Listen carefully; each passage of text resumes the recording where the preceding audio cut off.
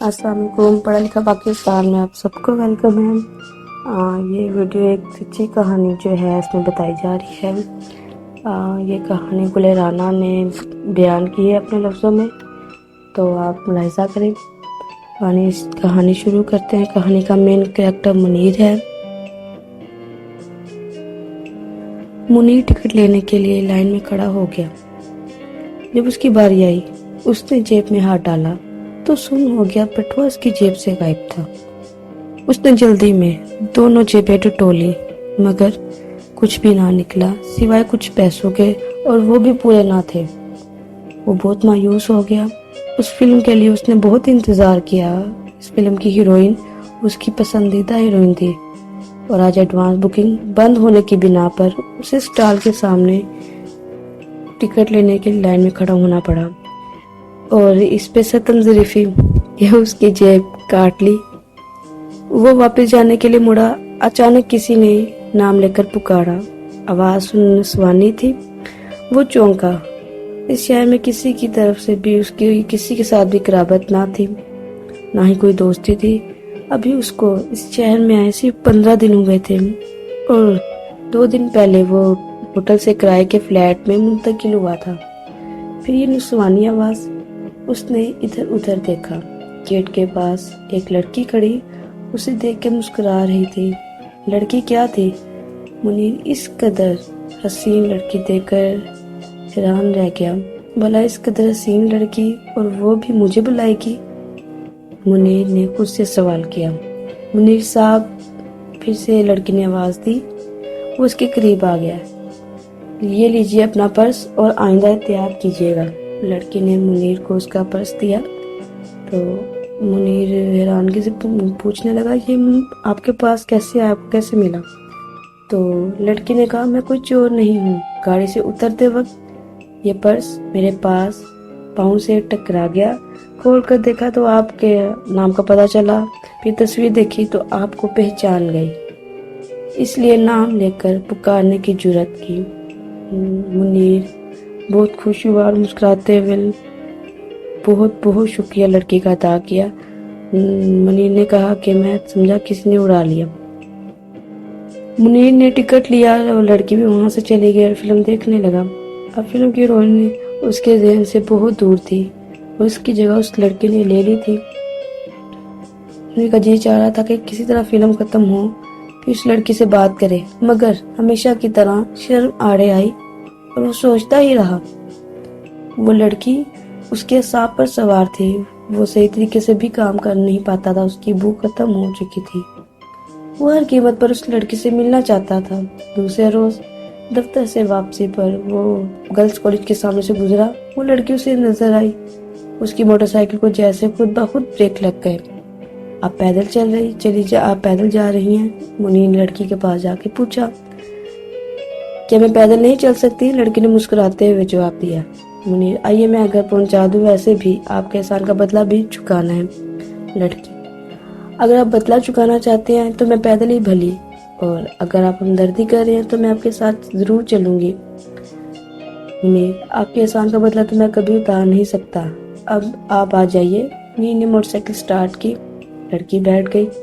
منیر کا دل دھڑکنے لگا۔ کسی اجنبی لڑکی کے ساتھ یوں جانا اسے بہت عجیب لگا۔ دوسرے ہی لمحے اس نے گردن فخر سے اونچی کی کہ وہ اتنی حسین لڑکی کے ساتھ جا رہا ہے۔ لڑکی راستہ بتاتی رہی۔ وہ شہر کے خوبصورت علاقوں میں پہنچ گئے۔ بس یہیں روک دے، ایک خوبصورت کوٹھی کے سامنے لڑکی نے پہنچ کر کہا۔ کوٹھی دیکھ کر منیر نے لڑکی کی عمارت کا یقین کیا۔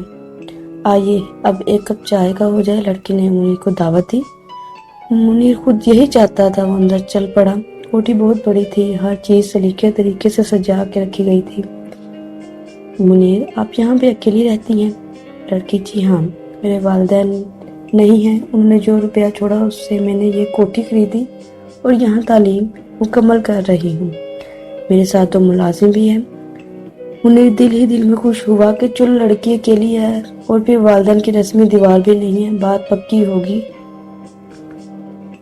اس لڑکی سے ملنا آسان ہو گیا۔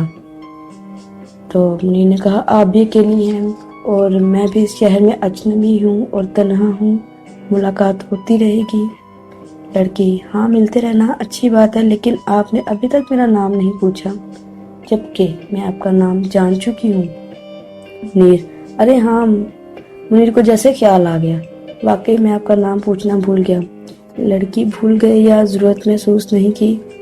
منیر: ضرورت تو بہت محسوس کی، لیکن ہمت نہیں پڑی۔ منیر نے اعتراف کیا۔ لڑکی مسکرائی۔ منیر کی ہمت بندھی۔ منیر: دراصل مجھے آپ کا حسن دیکھ کر کچھ بھی پوچھنے کا حوصلہ نہیں رہا۔ لڑکی: میرا نام شہزادی ہے۔ منیر کے کانوں میں جیسے گھنٹیاں بجنے لگی۔ شہزادی؟ بعض نام شخصیت کے کس قدر آئینہ دار ہوتے ہیں، تم واقعی شہزادی ہو میرے دل کی۔ منیر کچھ یوں کہنا چاہتا تھا لیکن کہہ نہ سکا۔ چائے پی کر منیر نے اجازت لی۔ وہ جانا نہیں چاہتا تھا، مگر شام گہری ہوتی جا رہی تھی اور کچھ دنیا داری کا احساس بھی اسے مجرم بنا رہا تھا۔ اگلی شام پھر وہ شہزادی کے پاس چلا گیا۔ وہ بہت جلدی اور بہت چاہت سے ملی۔ مجھے یقین تھا آپ آئیں گے، اسی لیے میں نے آپ کے لیے اپنے ہاتھوں سے کباب تیار کیے ہیں۔ منیر: آپ کو دیکھ کے اندازہ نہیں ہوتا کہ آپ کھانا پکانا بھی جانتی ہیں، وہ بولا۔ چائے پینے کے بعد دونوں میں بہت باتیں ہوئی۔ منیر نے اندازہ لگایا کہ شہزادی جس قدر حسین ہے اس سے کہیں زیادہ سگڑ اور سمجھدار ہے۔ اس کی باتوں میں مٹھاس تھی، اٹھنے بیٹھنے اور بات کرنے کے انداز میں ایک شاہانہ وقار تھا۔ اس کے پاس سے اٹھنے کو منیر کا دل نہیں چاہتا تھا۔ وہ دل ہی دل میں شہزادی سے محبت کرنے لگا۔ اس نے سوچا، شہزادی بھی اکیلی ہے اور میں بھی، بات بن جائے تو شہزادی کو ساتھ لے کے ماں کے پاس چلوں گا۔ ماں پہلے ہی میرے لیے لڑکی کی تلاش میں ہے۔ شہزادی یقیناً میری ماں کو پسند آئے گی۔ اسے شہزادی سے ملتے 4 روز ہو رہے تھے اور بری طرح اس کی محبت میں گرفتار ہوتا جا رہا تھا منیر۔ دن بھر وہ دفتر کا کام بھی صحیح طریقے سے نہ کر سکتا تھا اور شام ہوتے ہی شہزادی کی طرف چل پڑتا۔ ایک روز کام کی زیادتی کی وجہ سے وہ شہزادی کو ملنے نہ جا سکا کہ اچانک دروازے پہ دستک ہوئی۔ دروازہ کھولا، سامنے شہزادی کھڑی تھی۔ منیر اسے دیکھتا ہی رہ گیا۔ اسے اچانک شہزادی کے جانے کی ہرگز توقع نہ تھی۔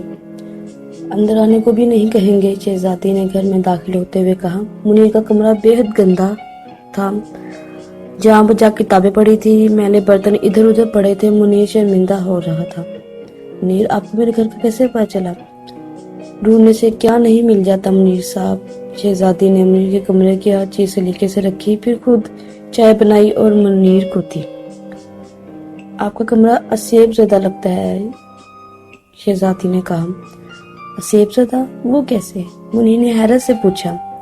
شہزادی: اس قدر ویرانی اور وحشت ہے اس کمرے میں کہ یہاں جن بھوتوں کا بسیرا لگتا ہے۔ منیر: لیکن میں بھوت پریت پہ یقین نہیں رکھتا، یہ محض انسان کا وہم ہے، عام خیالی ہے، بے وقوفانہ بات ہے۔ تو شہزادی نے کہا، ہو سکتا ہے۔ شہزادی اٹھ گئی تو منیر نے کہا، میں آپ کو چھوڑاؤں؟ منیر نے پیشکش کی۔ شہزادی: نہیں، بہت بہت شکریہ، آپ کام کیجیے، کل شام کو ضرور تشریف لائیے، میں انتظار کروں گی، شہزادی نے جاتے ہوئے کہا۔ منیر کو یقین ہو گیا کہ شہزادی بھی اس سے محبت کرنے لگی ہے، اس کے بغیر نہیں رہ سکتی، ورنہ وہ کیوں آتی اور پھر کل کے لیے کہنا یہ محبت کی نشانی ہے۔ وہ بہت خوش تھا۔ اگلی شام وہ تمام کام چھوڑ کے شہزادی کے پاس پہنچا۔ شہزادی اس کی منتظر تھی۔ کافی پینے کے بعد شہزادی اسے اپنے بیڈ روم میں لے گئی۔ بیڈ روم کا ماحول بہت گلابی تھا، گلابی پردے، گلابی قالین اور بستر پر گلابی چادر، حتیٰ کہ دیواریں بھی گلابی رنگ کی تھی۔ منیر کو بیٹھنے کا کہہ کر شہزادی باتھ روم میں چلی گئی۔ چند منٹ بعد جب وہ منیر کے سامنے کھڑی تھی اور منیر ہکا بکا اسے دیکھ رہا تھا، باریک سا گاؤن جس میں سے شہزادی کا پورا جو جسم تھا وہ صاف نظر آ رہا تھا، وہ بیڈ پہ لیٹ گئی۔ منیر صوفے پہ بیٹھا اسے دیکھتا رہا۔ ذرا بتی جلا دیجیے، شہزادی نے انگڑائی لیتے ہوئے کہا۔ منیر نے چاروں طرف دیکھا، اسے سوئچ کہیں نظر نہ آیا۔ اس کمرے کا سوئچ باتھ روم میں ہے، شہزادی نے کہا۔ شہزادی نے اس کی پریشانی بھانپ لی تھی۔ اچھا رہنے دے، میں خود ہی جلا دیتی ہوں، شہزادی نے ہاتھ بڑھایا۔ منیر نے اس کے ہاتھ کی طرف دیکھا، بستر سے ہاتھ باتھ روم کا جو فاصلہ تھا وہ 12 فٹ کا تھا تقریباً۔ شہزادی نے بستر پہ لیٹے ہی لیٹے اپنا ہاتھ باتھ روم میں لگے سوئچ کی طرف بڑھایا۔